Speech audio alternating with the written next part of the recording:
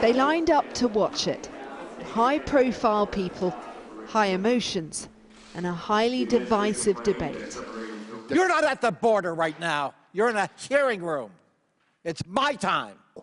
Don't blame the men and women wearing the uniform doing the best they can. It's outrageous. This is political theater at its best. Recent reports have described overcrowding and unsanitary conditions in detention centres. This rising star in the Democratic Party says she witnessed that up close. And so when these women tell me that they were put into a cell and that their sink was not working, and we tested the sink ourselves and the sink was not working, and they were told to drink out of a toilet bowl, I believed them.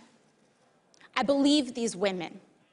I believed the canker sores that I saw in their mouths because they were only allowed to be fed unnutritious food. I believed them when they said they were sleeping on concrete floors for 2 months. I believed them. And what was worse about this, Mr. Chairman, was the fact that there were American flags hanging all over these facilities, that children were being separated from their parents in front of an American flag.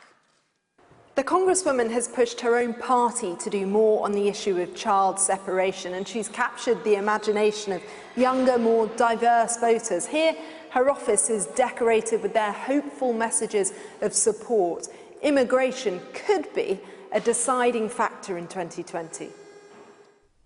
Her colleague broke down as she recounted her experience. Mr. Speaker, we do have a crisis at our border. It is one of morality. As we have seen this current strategy unfold, intentional and cruelly created by the Trump administration, dead set on sending a hate-filled message that those seeking refuge are not welcome in America, in our America. But Republicans insist the crisis is at the border, not in government facilities.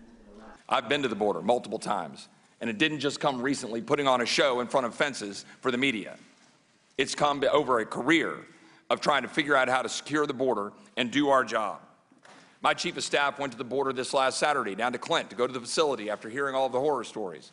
My chief of staff had a very different experience in terms of what he saw, in terms of the cleanliness of facilities, in terms of Border Patrol trying to do its job, trying to make sure that people are taken care of after a long, hard journey through Mexico, making sure they do have potable water, including having water containers right outside the very cells where we were told that they didn't have water to drink, having the toothpaste, the food, the diapers, the things that are necessary. The Vice President, Mike Pence, headed to McAllen, Texas to try and counter claims of cruelty. As he took a tour, migrants tried to sleep on makeshift beds. Two worlds colliding. A small trolley of nappies for him to inspect. Children watching on, then face to face with a man who could decide their futures. This is very tough stuff, to see families that are swept up in this crisis on our southern border. But I must tell you that, different from what we hear from many of the critics, I couldn't be more impressed with the compassionate work that our Customs and Border Protection are doing here at this facility. Free the kids now! Free the kids now! This Sunday, federal agents will resume raids in 10 cities to arrest 2,000 undocumented immigrants. These families can only watch and wait. Cordelia Lynch, Sky News, Washington.